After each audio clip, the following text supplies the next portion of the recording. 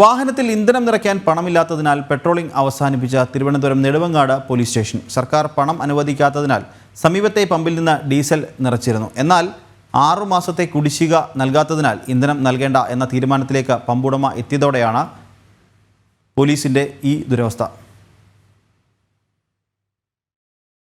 നെടുമങ്ങാട് മേഖലയിലെ മോഷണങ്ങൾ പതിവായതോടെ നാട്ടുകാർ നിരന്തരം പരാതിയുമായി പോലീസ് സ്റ്റേഷനിലെത്തിയത്.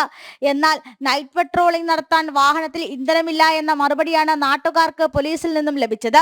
ജില്ലയിലെ ഏറ്റവും വലിയ പോലീസ് സ്റ്റേഷനാണ് നെടുമങ്ങാട്ടേത്. 4 വാഹനങ്ങൾ സ്റ്റേഷന്റെ ആവശ്യങ്ങൾക്കായി നൽകിയിട്ടുണ്ട്. ദൂരപരിധിയിൽ ഓടിയെത്താൻ ഈ വാഹനങ്ങളുടെ എണ്ണവും അപര്യാപ്തമായിരിക്കെയാണ് ഡീസൽ നിറയ്ക്കാൻ സർക്കാർ പണം അനുവദിക്കാത്തത്.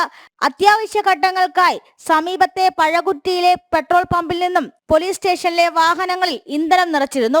കഴിഞ്ഞ 6 മാസത്തെ കുടിശ്ശിക നൽകാത്തതിനാൽ നെടുമങ്ങാട് പോലീസ് സ്റ്റേഷന്റെ വാഹനങ്ങൾക്ക് ഡീസൽ നൽകണ്ട എന്നാണ് പമ്പുടമയുടെയും തീരുമാനം.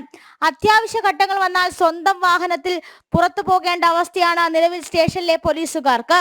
തെരഞ്ഞെടുപ്പിന് ശേഷം ഇന്ധനം നിറയ്ക്കാനുള്ള പണം അനുവദിക്കാമെന്നായിരുന്നു ആഭ്യന്തര വകുപ്പ് അറിയിച്ചിരുന്നത്.